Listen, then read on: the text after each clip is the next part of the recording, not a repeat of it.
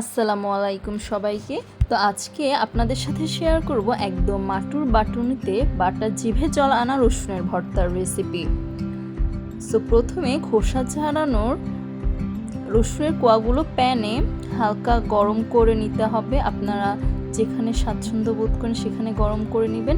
আস্তে আস্তে লালচে না হওয়া পর্যন্ত পোড়াতে থাকবেন। এখন দেখছেন এগুলো লাল হয়ে গেছে। এখন আমরা এগুলো আস্তে করে নামিয়ে ফেলবো চুলাটা অফ করে দিয়ে।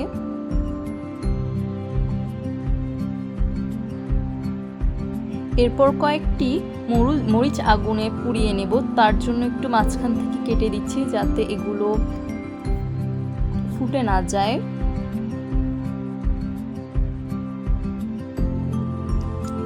পোড়া মরিচের যে একটা চমৎকার স্মোকি ফ্লেভার, সেটা এই ভর্তার স্বাদ দ্বিগুণ করে দেয়। এবার ব্লেন্ডার বা পাটানায় আমরা চলে যাচ্ছি একদম খাঁটি গ্রামীণ স্বাদে। মাটির বাটুনিতে প্রথমে একটু ঢেলে রাখলাম এবং লালচে রসুনগুলো নিয়ে ভালো করে বেটে একটু লবণ দিয়ে বেটে নিচ্ছি। মাটির পাত্রে ভর্তা বাটার অনুভূতিটাই কিন্তু অন্যরকম।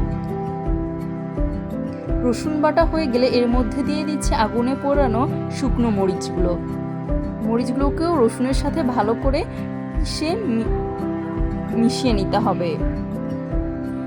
স্বাদ মতো লবণ দিতে হবে।